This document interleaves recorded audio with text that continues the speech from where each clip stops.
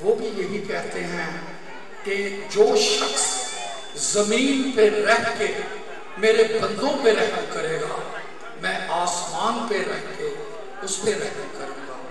یہ ہماری بنیاد ہے. یہی تعلیم رسول خدا صلی اللہ علیہ وسلم نے محسن انسانیت بن کے دی. آپ غور کریں کہ آج یونائٹڈ نیشن میں بہت سی چیزیں چل رہی ہیں جس میں انسانی حقوق اور مزدوروں کے حقوق، عورتوں کے حقوق، سب کی بات کی جا رہی ہے. لیکن آپ کو خوشی بھی ہوگی اور آپ کو معلوم بھی ہے کہ 1400 سال پہلے رسول کریم صلی اللہ علیہ وسلم جو کہ رحمت للعالمین تھے، انہوں نے آ کے پسی ہوئی اور دکھی انسانیت کو وہ معراج دی کہ آج تک دنیا رسول خدا صلی اللہ علیہ وسلم کو یاد کرتی ہے اور کرتی رہے گی. آپ غور کریں کہ رسول خدا کی زندگی میں جب بھی آپ دیکھیں گے ان کے اخلاق اور انسانیت کی محبت سے دین کو کتنی تقویت ملی. کئی واقعات ایسے ہیں کہ انہوں نے قرآن نہیں پڑھا، انہوں نے توحید کا سبق نہیں دیا، لیکن اپنے اخلاق کو جب پیش کیا تو لوگوں نے 1 منٹ کے بغیر کلمہ شہادت جو ہے وہ پڑھ لیا. رسول خدا کی جو ذات ہے، اگر آپ ان دیکھیں گے جب غلاموں سے پیار کرتے ہیں تو وہ بیٹوں سے بھی بڑھ جاتا ہے. جب وہ اپنی عورتوں کو عزت دیتے ہیں تو وہ انسانیت کی معراج پہ آپ کو نظر آتی ہیں. یہی عورتیں جو ہماری مائیں بہنیں ہیں، یہ سب سے زیادہ اگر رسول خدا صلی اللہ علیہ وسلم نے اپنی زندگی میں ایسی مثالیں پیش کی، انہوں نے کہا تم میں سے بہترین وہ ہے جو اپنی عورتوں کے ساتھ ہے. آپ غور کریں یہ حجۃ الوداع میں جو رسول خدا نے جو حجۃ الوداع کا خطبہ ہے وہ انسانیت کا چارٹر ہے. آج بھی یونائٹڈ نیشن میں 70% جو حقوق ہیں دنیا کے وہ اسی چارٹر سے لیے گئے. ہم کہتے ہیں کہ جی آج انٹرنیشنل لیبر آرگنائزیشن بن چکی ہے. میں آپ کو کہتا ہوں کہ رسول خدا صلی اللہ علیہ وسلم اپنی زندگی میں فرمایا کرتے تھے کہ ایک مزدور کا جو حق ہے اس کی مزدوری اس کے پسینے سے پہلے ادا کرو.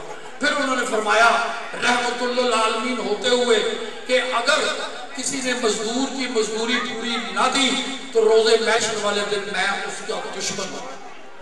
آپ غور کریں غلاموں سے محبت، عورتوں کی عزت، بچوں سے پیار اور بڑوں سے محبت. ہمارے ماں باپ کو جو اتنا مقام بخشا، کس نے بخشا؟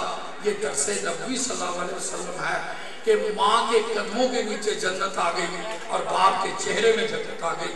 یہ ہماری مائیں بہنیں بیٹھی ہیں، خاص طور پہ وہ مائیں، ایک تو وہ ماں ہیں اور دوسرا اتنی بڑی خدمت اپنے بچوں کو دے رہی ہیں. خدا دعا ہے کہ ایک جنت کیا کبھی 10 جنتیں بھی ہوں تو اللہ تعالیٰ ان کو عطا کرے. اب تھوڑا سا میں آپ کے ملک کے متعلق بتاتا ہوں. کہتے ہیں کہ یہاں کرپشن بہت ہے. یہ ملک دنیا کے کرپشن لسٹ میں بہت آگے ہے، لیکن میں آپ کو مبارک دیتا ہوں یہ دنیا کے تمام ملکوں میں انسانی خدمت میں نمبر 1 ہے. آپ غور کریں یہاں ہمارے ایدے جیسا ادارہ موجود ہے. آپ غور کریں دنیا میں اس جیسا رفع اما کا ادارہ نہیں ہے. شوکت خانم میموریل ہاسپٹل کینسر کا دنیا کے بہترین ہاسپٹلز میں ہے. یہاں تک کہ ایک عورت ہے اللہ اس کو درجے دے ہے تو وہ بیوٹیشن، لیکن ہماری بچیاں جو جل جاتی ہیں ان کے چہروں کو ٹھیک کرانے کے لیے اس نے ایک ادارہ صفائی بنایا ہوا ہے. وہ اس میں کام کرتی ہے اور فی سبیل اللہ کرتی ہے. پھر آ جائیں انصار برنی ہے، فاطمید والوں کو لوگ اللہ پاک ان کو جزا دیں. یہ سندس کی طرح ان کا سب سے پہلا آرگنائزیشن فاطمید کا ہے جو ان بچوں کے لیے اور لوگوں کے لیے سب سے بڑا یہ بلڈ بینک ہے. آپ غور کریں دنیا کہتی ہے یہ ہمارا ملک غریب ہے. خدا کی قسم اس معاملے میں ہمارا ملک دنیا کا امیر ترین ملک ہے.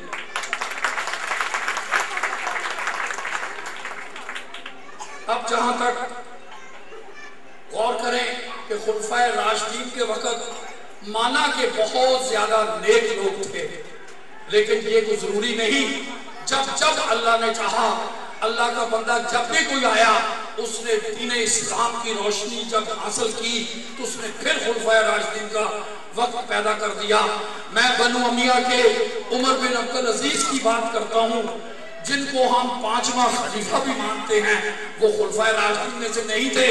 आप गौर करें, वो शहजादे थे, खूबसूरत भी थे, खुद लिबास भी बड़ा खूबसूरत था, अमीर भी थे, लेकिन जो ही खिलाफत उनको मिली, उन्होंने हजरत सैयदना उमर फारूक को कॉपी किया।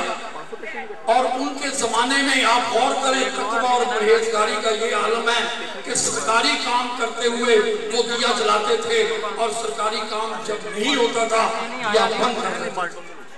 और उन्होंने क्या किया, जब ज़कात उन्होंने सही मायनों में वसूल की तो खुदा जानता है, तारीख दुआ है कि उस वक्त उस जजीरतुल अरब में दुनिया ज़कात लेके फिरती थी, ज़कात लेने वालों को।